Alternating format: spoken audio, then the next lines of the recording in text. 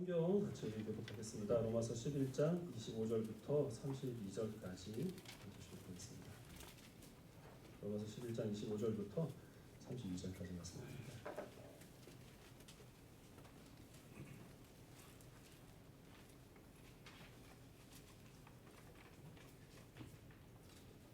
(11장 25절을) 제가 먼저 읽겠습니다. 형제들아, 너희가 스스로 지혜 있다 하면서 이 신비를 너희가 모르기를 내가 원하지 아니하노니, 이 신비는 이방인의 충만한 수가 들어오기까지 이스라엘의 더러는 무둔하게 된 것이라. 이스라엘이 구원을 받으리라. 그들과 구원자가 시온에서 오사 야곱에게서 강건하지 않은 것을 돌이키시겠고, 내가 그들의 죄를 없이 할 때에 그들에게 이루어질 내 언약이 이것이라 함과 같으니라. 그러면 그들이 너희로 말미암아 원수된 자요 택하심으로 하면 이상들로 말미암아 사랑을 입은 자라. 하나님의 은사와 부르심에는 후회하심이 없느니라. 너희가 전에는 하나님께 순종하지 아니하더니 이스라엘이 순종하지 아니함으로 이제 긍휼을 입었느니라. 이와 같이 이 사람들이 순종하지 아니하니 이는 너희에게 베푸시는 긍휼로 이제 그들도 긍휼을 얻게 하려 하심이라. 하나님이 모든 사람을 순종하지 아니하는 가운데 가두어 주심을 모든 사람에게 긍휼을 베풀려 하심이로다. 아멘. 다음 찬양대. 한 10여 년 전에 인터컵이라는 선교단체에서요, 백투 예루살렘이라고 하는 선교운동을 한 적이 있습니다. 예루살렘으로 돌아가자라는 그런 뜻인데, 그 복음이 예루살렘으로부터 시작을 해서 이제 온 세상을 한 바퀴 돌았기 때문에 이제 이 이스라엘에 집중적으로 선교사들을 파송을 해서 유대인들을 개종하자라는 이스라엘 백성들을 향한, 유대인들을 향한 전도 계획이었습니다. 근데 그 운동을 한 그 이유 가운데 하나가 그렇게 함으로써 주님의 재림을 앞당기자라는 또 그런 의도도 있었습니다. 오늘 우리가 읽은 이 본문 가운데서 온 이스라엘이 구원을 받으리라라는 말씀, 로마서 11장 26절 말씀을 근거로 해서 그리스도인 가운데 많은 사람들은 그 유대인들의 집단적인 회심이 예수님의 재림의 징조로 그렇게 여기고 있습니다. 많은 학자들이 이 로마서 말씀 가운데서 우리가 지금 읽은 이 본문을 가장 이제 난해한 구조로 꼽고 있는데요. 이 온 이스라엘의 구원이 무엇을 의미하는 것인지에 대한 견해들이 이제 분분합니다. 그래서 오늘 이 부분에 대해서 좀 대략적으로 살펴보겠는데요. 어렵지는 않지만 약간 복잡할 수 있어요. 그래서 말씀을 듣다 보면은 내가 왜 이걸 알아야 되나? 난 누군가? 여기 왜 있는가? 뭐 이런 생각을 하실 수 있는데, 이게 특별히 이제 종말론에 관해서 불필요한 오해를 우리가 정리할 수 있는 기회이기 때문에 인내심을 가지고 잘 따라와 주시기를 바랍니다. 지난 시간에 바울은 유대인과 이방인과의 관계를 접붙임의 비유를 사용을 해서 설명을 했습니다. 그래서 이 이방인들이 유대인들의 수가 적다는 이유로 해서 그들을 멸시해서는 안 된다는 것이죠. 모든 그리스도인들은 자신들의 뿌리가 유대인에 있다는 사실을 기억하고 유대인들을 존중해야 한다는 겁니다. 하나님께서 원 가지였던 유대인들도 순종하지 않음으로써 그들을 끊으셨던 것과 같이 하나님은 이방인들도 언제든지 내칠 수 있다라는 이제 그러한 이 각오를 가지고 자기의 구원을 자랑하지 아니하고 감사로 받으며 구원받기에 합당한 주의 백성으로 살아가는 것을 이제 독려하는 그런 말씀을 살펴봤습니다. 그런데 지난주 읽은 본문 마지막 부분에서 바울은 이런 얘기를 합니다. 원 가지였던 그 유대인들이 자기 감람나무에 얼마나 더 잘 접붙임을 받을 수 있겠느냐. 이 말은 결국 이 바울은 하나님께서 유대인들을 언젠가는 구원하여 주실 것이라는 소망과 기대를 품고 있다는 것을 내비친 것이죠. 그리고 이제 오늘 읽은 25절에서 바울은 너희가 지혜 있다 하면서 하나님의 신비를 모르기를 내가 원하지 아니한다라고 말합니다. 이 하나님의 신비라고 하는 것은 유대인들의 구원을 향한 하나님의 계획을 의미합니다. 그리고 바울은 이 이방인들이 그 수가 충만히 차기까지 하나님께서 일부 이스라엘 백성들을 우둔하게 하셨다고 말씀하십니다. 하나님이 정하신 이방인 그리스도인들의 수가 다 찰 때까지 하나님께서는 유대인들의 눈과 귀를 막으셔서 그들이 예수 그리스도를 영접하지 못하도록 하셨다는 이제 그런 뜻입니다. 그리고서 이제 바울은 이사야 59장 그리고서 바울은 그리하여 온 이스라엘이 구원을 받으리라라고 선포를 합니다. 그리고 이제 이사야 59장 말씀 인용을 하는데요. 이사야 59장 말씀은 시온에서 한 구원자가 와서 야곱의 모든 죄를 용서함으로 이스라엘 백성들이 구원을 받을 것이다라는 이제 그런 뜻입니다. 시온은 예루살렘인데 이 예루살렘에서 오는 그 구원자는 곧 예수 그리스도를 뜻하죠. 예수 그리스도께서 모든 야곱의 후손들, 즉 그 유다 백성들의 죄를 용서함으로 하나님께서 그들을 구원하여 주실 것이다라는 그 예언의 말씀입니다. 예수님의 그 용서의 은혜가 그 유대인들의 구원의 근거가 된다는 그런 의미입니다. 그리고 복음으로 하면 이 유대인들은 하나님과 원수가 되었지만 택하심으로 하면 하나님의 사랑받은 백성들이다라고 말합니다. 유대인들은 복음을 거부했습니다. 그래서 그 복음을 기준으로 본다면 유대인들은 하나님과 원수된 자들이죠. 구원받을 자격이 없습니다. 그러나 하나님께서 택하실 때 이스라엘 조상들에게 내가 너희 후손들을 내 백성으로 택하겠다라고 말씀하셨기 때문에 복음이 아니라 그 유대인들의 행실이 아니라 그들의 믿음이 아니라 하나님의 그 한 번 택하신 자는 버리지 아니하시는 신실하신 성품에 의지하여 유대인들은 역시 마찬가지로 하나님의 사랑받는 백성이라는 것입니다. 하나님의 은사와 부르심에는 후회하심이 없느니라라고 선포를 합니다. 그리고 30절부터 32절까지 다시 이제 이방인과 유대인들의 관계를 설명을 합니다. 하나님께서는 그동안 이 이방인들을 하나님의 백성을 택하지 않으셨습니다. 이방인들은 불순종하는 가운데서 하나님께 범죄한 사람들이었는데 유대인들이 하나님의 그 은혜를 저버림으로써 하나님께서는 불순종했던 이방인들에게 긍휼을 베푸셔서 그들을 지금 하나님의 자녀로 삼아 주시고 계시는 중이죠. 근데 그와 똑같은 일들이 다시 이제 유대인들에게 일어나게 된다는 겁니다. 유대인들은 지금 예수님을 영접하지 않음으로써 하나님께 불순종하고 있습니다. 그러나 과거에 그 불순종했던 죄인들을 불쌍히 여기시는 하나님의 긍휼이 지금 하나님께 범죄하는 유대인들에게 임하게 된다면 그 이방인들을 긍휼히 여기신 은혜로 하나님께서는 유대인들도 긍휼히 여기셔서 그들을 구원하게 되실 것이다 라는 그런 의미로 지금 바울이 11장에서 이 말씀을 하고 있는 겁니다. 그러면 이제 우리는 이 로마서 11장 26절 온 이스라엘이 구원을 받으리라 라는 말씀이 무슨 의미인지에 대해서 살펴봐야 할 텐데요. 칼빈은 이 온 이스라엘을 교회로 해석을 했습니다. 그래서 유대인이나 이방인이나 관계없이 성경에서는 모든 이 교회를 영적인 이스라엘로 불렀기 때문에 그 교회로 부름받은 그리스도인들은 다 이 온 이스라엘이다. 이제 이렇게 해석을 한 것이죠. 근데 칼빈주의를 따르는 대다수의 학자들도 이 견해는 받아들이지 않습니다. 왜냐하면은 로마서에서 항상 이스라엘이라라고 얘기를 할 때는 교회를 뜻하는 것이 아니고 유대인들을 의미했기 때문입니다. 그리고 로마서 11장의 전후 문맥을 봐도 이 구절은 교회를 의미하는 것이 아니라 특별히 이제 유대인들을 가리킨다는 것을 어렵지 않게 우리는 확인할 수 있습니다. 그래서 이 구절은 온 이스라엘이 구원을 받으리라라는 그 말의 의미는 온 유대인들이 구원을 받으리라라는 뜻입니다. 두 번째로는 이 유대인들의 구원이 어떻게 이루어지는가라는 것인데요. 어떤 사람들은 이 복음이라고 하는 것은 율법을 모르는 이방인들에게만 허락된 것이고 유대인들에게는 오직 그 율법만이 구원의 수단으로 허락된 것이다. 그래서 이 유대인들은 복음과는 상관없이 율법을 지킴으로 구원을 받는다. 이렇게 주장하는 사람들이 있습니다. 특별히 이제 세대주의라고 부르는 그런 사람들이 이제 이런 주장을 많이 하는데요. 이 사람들은 복음 외에 교회와는 별도로 이스라엘의 국가적인 그 구원이 언젠가는 이루어질 것이다. 이렇게 기대를 합니다. 그리고 그때가 종말의 때, 예수 그리스도께서 재림하실 때로 그렇게 주장을 하고 있습니다. 근데 그 주장은 우리가 쉽게 반박할 수 있는데요. 왜냐하면 우리가 읽은 본문에서 이사야 59장을 바울이 인용을 했죠. 그리고 거기에서는 이 시온에서 온 구원자 곧 예수 그리스도의 대속의 은혜로 예수님께서 그들의 죄를 용서해 주심으로 이 야곱의 후손들 유다 백성들이 구원을 받게 될 것이다라고 하나님께서 말씀하셨습니다. 유대인이든 이방인이든 예수 그리스도 외에 다른 구원의 수단이 없다는 것을 성경은 분명하게 선포하고 있는 것입니다. 세대주의자들은 이단이라고 하기는 애매하고 정통으로 우리가 받아들이기도 좀 어려운 이단과 정통 경계선에서 왔다 갔다 하는 사람들인데 사실 이제 우리나라에 정말로 지대한 영향을 좀 끼친 사람들이어서 기회가 되면 조금 더 이분들에 대해서 살펴볼 그런 필요가 있겠습니다. 여기서 이제 바울이 분명하게 주장하는 것은 이 유대인들을 위한 별도의 구원 계획이 있다라는 것이 아니고 하나님께서는 예수 그리스도의 대속의 은혜로 온 유대인들을 구원해 주실 것이다라는 그 말씀을 하고 있는 겁니다.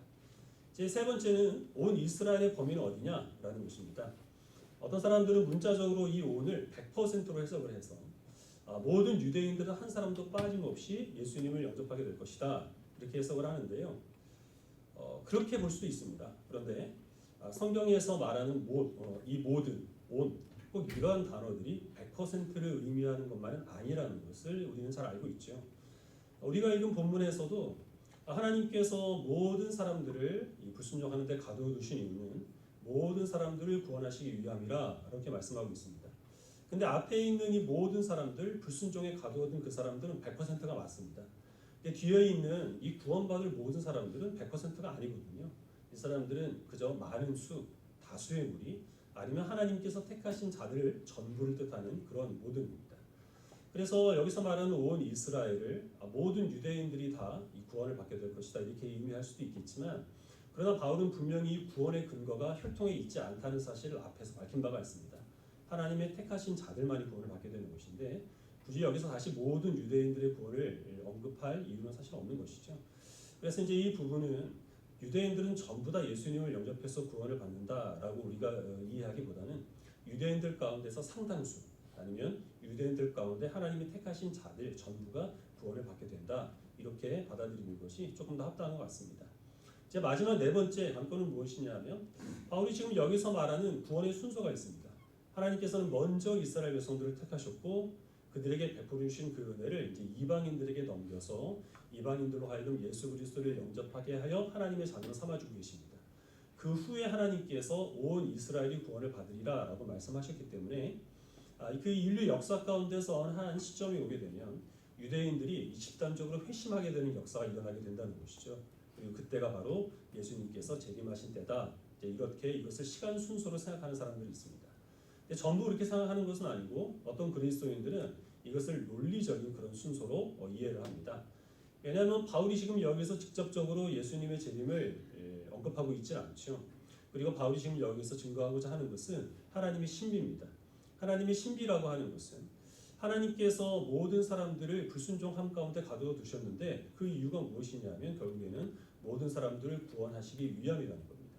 하나님께 불순종하고 예수 그리스도를 거부하는 그런 죄악까지 하나님께서는 선하게 사용하여 주셔서 이방인들과 유대인들을 구원하시는 능력의 도구로 삼아 주신 것, 이것이 지금 바울이 로마서 11장에서 증거하고자 하는 하나님의 신비이지, 먼저 유대인이 구원받고 그 다음에 이방인이 구원받고 또다시 유대인이 구원받는 이 순서를 지금 바울이 말하고자 하는 것은 아니다 이렇게 주장을 해서 이 종말의 때에 있을 대다수의 유대인들의 회심을 인정하지 않는 그런 사람들도 있습니다.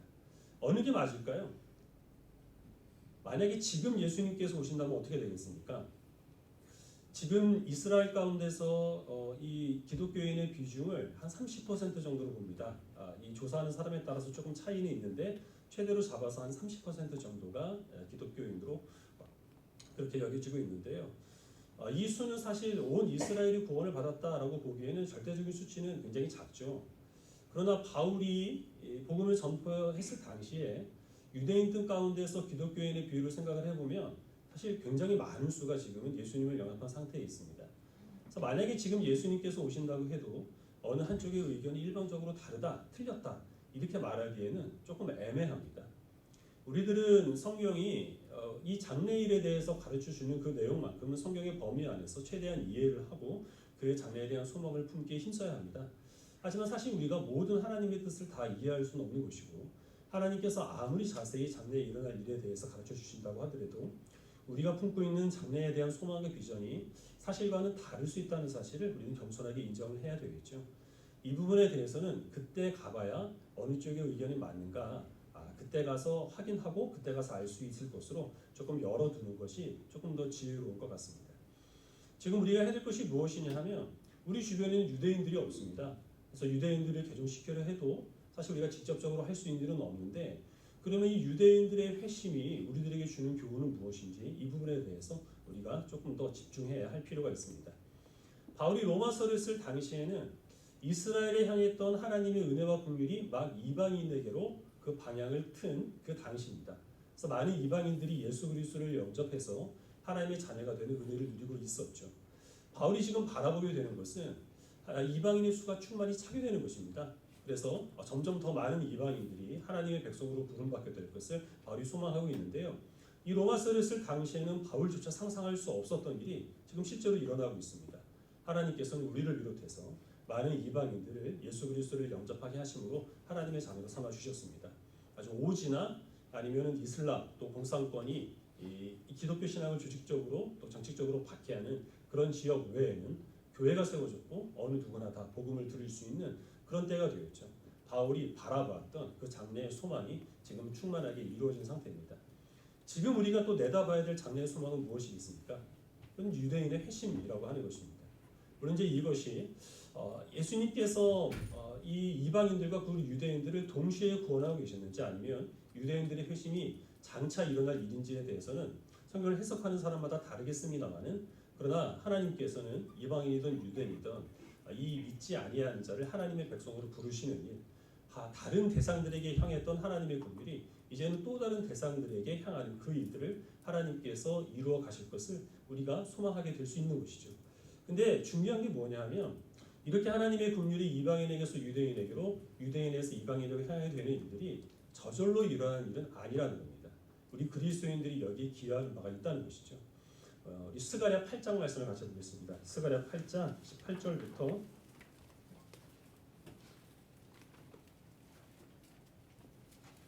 23절까지 함께 읽어보겠습니다. 스가랴 8장 18절부터 23절입니다.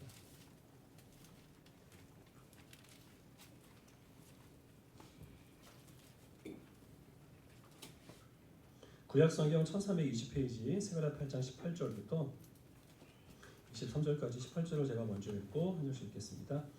교독하겠습니다. 만군의 여호와의 말씀이 내게 임하여 이르시되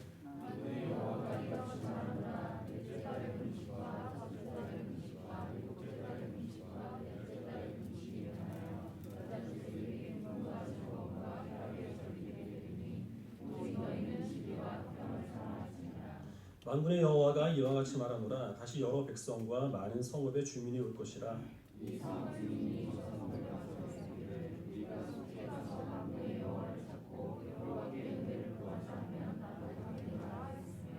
많은 백성과 강대한 나라들이 예루살렘으로 와서 만군의 여호와를 찾고 여호와께 은혜를 구하리라.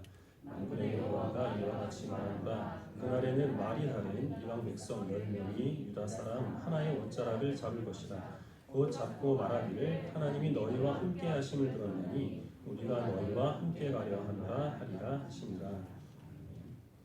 19절에서 이제 여러 날의 그 금식의 절기들을 언급을 하고 있는데요. 이 금식의 절기들은 이스라엘 백성들이 예루살렘 성벽이 무너진 것을 기념하는 절기들입니다. 바벨론에 의하여서 예루살렘 성이 완전히 무너지고 유다 백성들이 포로로 잡혀가게 되었죠. 근데 그것은 국가적인 수치였을 뿐만 아니라 이 이스라엘 백성들의 그 멸망은 하나님께서 그들의 죄를 심판하셨다는 증거가 되기 때문에 이 금식의 절기들은 슬픔의 날입니다. 자신들의 죄를 회개하는 그런 시간들입니다. 근데 하나님께서는 이 슬픔과 그리고 수치의 절기를 기쁨과 만족과 즐거움의 절기로, 희락의 절기로 변화시켜 주시겠다라고 약속하셨습니다. 이스라엘을 다시 회복시켜 주셔서 그 나라를 이 하나님의 복으로 충만한 나라가 되게 하시겠다는 것이죠. 그래서 이스라엘 백성들은 그 안에서 진리와 화평을 사랑하라라고 말씀하십니다. 거짓을 떠나 정직과 성실을 추구를 하고 그동안 갈등과 분열을 일으켰던 모든 요소들을 다 내려놓고 하나님 주시는 화목함의 은혜를 충만하게 누리라라는 것입니다. 그때가 되면 어떤 일이 일어나게 되느냐 하면 이스라엘 백성 주변에 있는 나라들, 이스라엘 백성보다 더 강한 나라의 그 백성들이 우리가 하나님을 찾자, 하나님께 기도하고 우리가 하나님을 섬기자, 하나님의 은혜를 구하자, 그렇게 서로 권하여서 이스라엘로 몰려오는 일들이 일어나게 되리라는 것입니다. 그들이 예루살렘으로 와서 10명의 이방인들이 한 사람의 유대인을 붙잡고 우리를 너희가 섬기는 하나님께로 인도하여 달라, 우리도 하나님을 섬기겠다, 이렇게 애원하는 그런 일들이 일어나게 될 것으로 하나님께서는 스가랴 선지자를 통하여서 말씀하여 주셨습니다. 이 이방인들이 우리가 하나님을 섬기겠다고 하는 이런 일들이 어떻게 일어나게 되나요? 유대인들이 어떤 무력을 가지고 이방 나라를 정복하면서 너희들이 하나님을 섬기지 않으면 우리가 가만두지 않겠다, 위협을 해서 이런 일들이 일어나게 되는 것이 아니죠. 제발 우리와 같이 하나님을 섬기자, 이렇게 사정사정해서 이방인들이 여호와 하나님께 와서 경배를 하게 되는 것도 아니라는 것입니다. 이들이 자발적으로 유대인들이 받은 하나님의 구원의 은혜를 부러워해서 유대인들이 이 진실과 그리고 또 화평함을 사모하는 모습, 그런 것이 아름답게 보여서 자기 발로 와서 우리도 하나님을 섬기겠다고 애원하게 되리라 라는 것입니다. 우리 로마서 11장 말씀을 다시 한번 돌아보도록 하겠는데요. 11장 11절 우리 한 절 말씀만 같이 읽겠습니다.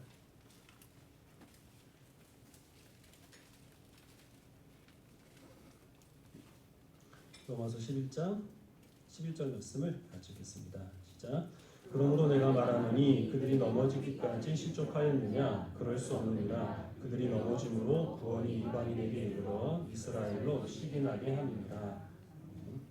유대인들이 어떻게 해서 다시 예수 그리스도를 영접하게 되는가에 대해서 바울이 여기서 간략하게 말하는데요. 하나님께서 이방인들에게 베풀어 주신 그 은혜를 유대인들이 시기하게 되기 때문에, 그것을 부러워하게 되기 때문에 그들이 다시 예수님을 영접함으로 하나님의 백성이 된다라는 겁니다. 바울은 이제 14절에서는 자신이 이방인의 사도로 부름 받은 것에 대해서 내가 유대인들을 시기나게 하기 위하여서 이방인의 사도로 부름 받아 그들을 예수 그리스도를 영접하게 하기 위해 복음을 선포한다라고 말한 바가 있습니다. 이 이방인들로 넘어갔던 하나님의 그 긍휼하심이 다시 유대인들을 향하게 되는 데는 이 이방인들이 하나님의 백성이 되어서 예수님의 십자가의 보혈로 그들이 용서를 받고 하나님의 자녀로 살아가는 것을 유대인들이 보기에 아름답게 보여서 시기하게 하심으로 하나님께서 그들을 구원하신다는 것이죠. 시기와 질투라고 하는 것은 건강하지 못한 감정입니다. 만약에 우리가 어떤 사람들이 갖고 있는 것, 이것이 세상적이고 물질적이고 영원하지 않은 것인데 그것을 부러워하거나 거기에 대해서 시기와 질투를 느낀다고 한다면 그거는 십자가에 못 박아야 할 죄입니다. 근데 하나님께서 유발하시는 질투심이 있다는 겁니다. 그게 뭐냐면 하나님께 용서받은 죄인으로서 누리는 긍휼, 우리가 하나님의 자녀이기 때문에 거룩하고 세상과 구별되게 살아가는 그런 모습들, 그런 것은 하나님께서 우리로 하여금 이 불신자들을 전도하게 하시는 구원의 도구로 사용하여 주신다라는 것이죠. 세간에서는 이 유대인들을 통하여 하나님께서 어떻게 이방인들을 하나님의 자녀로 삼으실 것인가, 그리고 로마서에서는 이방인들을 말미암아 하나님께서 어떻게 유대인들을 다시 구원하실 것인가, 이것을 설명하는 것인데 공통점이 있습니다. 시기하게 하시는 것, 부러워하게 하시는 것, 그들의 아름다움과 성도로 살아가는 아름다움과 그들이 이 하나님의 백성으로서 누리는 하나님의 은혜, 이런 것을 보고 그들이 그것을 사모하게 하심으로 하나님께서는 이방인들 그리고 유대인들을 구원하신다는 것이죠. 이것이 이 당시의 사람들에게 있어서는 이방인과 유대인들의 구별이지만 사실은 신자와 불신자의 구별입니다. 그리고 이 말씀을 우리들에게 적용한다고 한다면 하나님께서는 신자들에게 허락하신 구원의 은혜를 사모하게 하시고 그들이 하나님의 백성으로서 누리는 많은 그 특권과 그리고 은혜들을 이 시기하게 하심으로 하나님께서는 불신자들을 구원하신다라는 것입니다. 우리가 그리스도인이 된 계기는 다 다양합니다.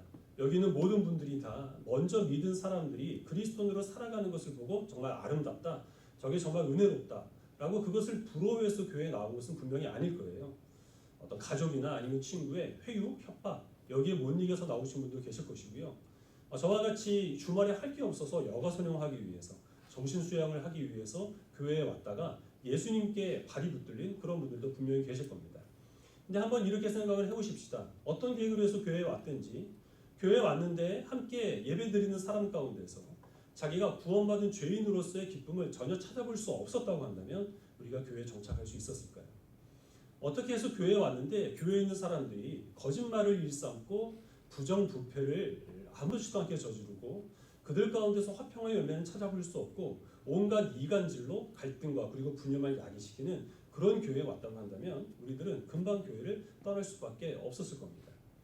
우리 그리스도인들은 내가 의식하고 있든지 그렇지 않고 있든지 신자든 불신자든 주변에 있는 사람들에게 많은 영향을 받고 또 많은 영향을 주고 있습니다. 우리가 지금 신자가 되어서 하나님을 섬기는 것은 어떻든지 간에 온전하지 못하다고 하더라도 자기가 구원받은 주의 백성으로서의 그 기쁨이 넘치는 사람들이 내 주변에 있었기 때문입니다. 신자답게 살기 위하여서 몸부림치고 그러면서 세상과 구별된 모습, 하나님의 백성이기 때문에 그 약속의 소망을 품고 사소한 일에 감사하고 어려운 일이 있어 낙심하지 아니하고 하나님의 그 사랑으로 주변에 있는 사람들을 위로하고 격려하기 위하여서 자신을 헌신한 그런 사람들이 있었기 때문에 우리들은 그들을 이 로마서의 표현에 의하면 시기하여서 그들에게 베풀어 주신 하나님의 은혜와 사랑이 너무나 귀하게 여겨져서 그래서 우리들은 지금 그리스도인으로서 하나님을 섬기고 있는 겁니다. 그럼 이제 우리가 해야 될 일은 무엇일까요? 우리로 하여금 다른 사람들을 시기하게 하는 그 일에 우리가 쓰임을 받는 것입니다. 우리가 물론 세상적인 것들, 영원하지 못한 것, 물질적인 것, 그런 것을 가지고 다른 사람들의 질투심을 유발한다면 그것은 죄입니다.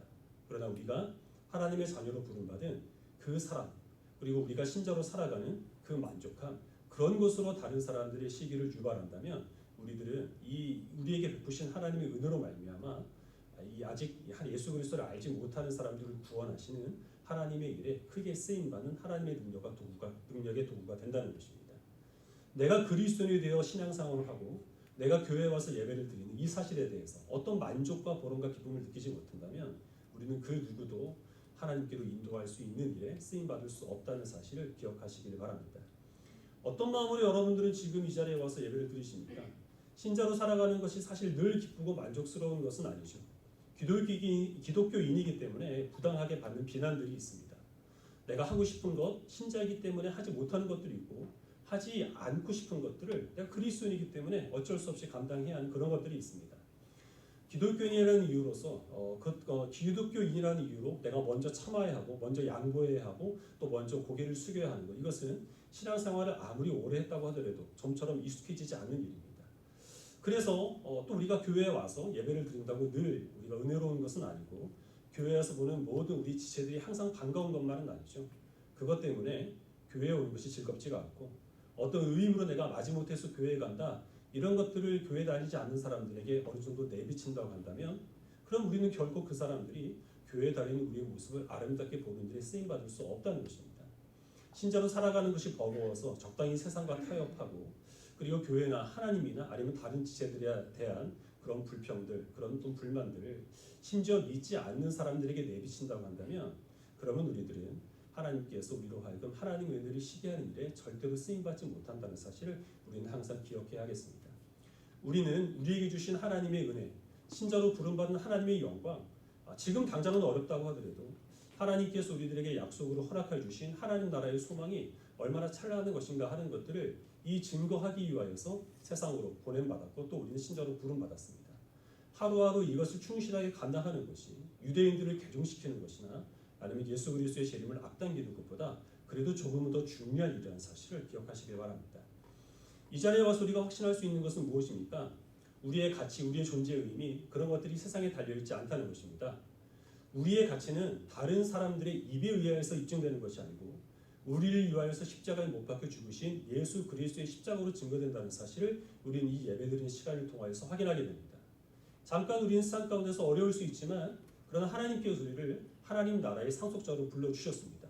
그 소망이 있는 한 우리는 어떤 상황 속에서도 낙심하지 않을 수 있게 되는 것입니다.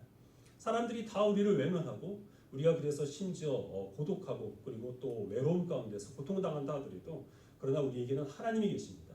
하나님께서는 항상 우리에게 귀를 기울여 주심으로 우리가 하나님을 아버지라 부르고 기도할 때마다 하나님께서는 그 기도에 응답하여 주신다는 확신을 우리는 이 시간에 하나님의 은혜 가운데서 가질 수 있게 됩니다. 사람들은 무엇이 선한 것이고 무엇이 참된 것인지를 알지 못하여서 이리저리 길을 헤맵니다. 그러나 우리들은 빛이요 길이요 진리요 생명이 되시는 예수 그리스도께서 무엇이 참된 것이고 무엇이 진실된 것인지를 알려주시기 때문에 우리들은 엉뚱한 길로 헤매지 않고 온전한 진리와 그리고 생명의 길로 걸을 수 있는 그런 특권들이 우리들에게 주어지게 됩니다. 예배드리는 이 시간을 통하여 하나님께서는 그 특권이 무엇인지를 우리들에게 각인시켜 주시고 그 은혜로 충만케 하여서 세상에 보내십니다. 이번 한 주간 동안 만나는 모든 사람들에게 이런 신자된 특권들을 전하기에 부족함이 없는 주의 백성들이 되시기를 바랍니다. 매주 드리는 예배지만 우리가 마지못해 혹시 예배를 드리지 않으면 벼락 맞을까? 그것을 두려워하는 마음으로 의무적으로 오지 않고 그런 하나님의 신자된 특권들을 허락하여 주시는 지혜와 능력으로 충만되고자 하는 그런 기대를 품고 기쁨으로 예배를 드리시길 바랍니다. 그렇게 함으로써 우리에게 주신 하나님의 은혜로 아직 이 은혜를 알지 못하는 사람들을 희귀하게 하심으로 하나님의 백성으로 구원하게 하시는 그 일에 귀하게 쓰임받는 주의 백성들이 되시기를 주님의 이름으로 축원합니다. 기도하겠습니다.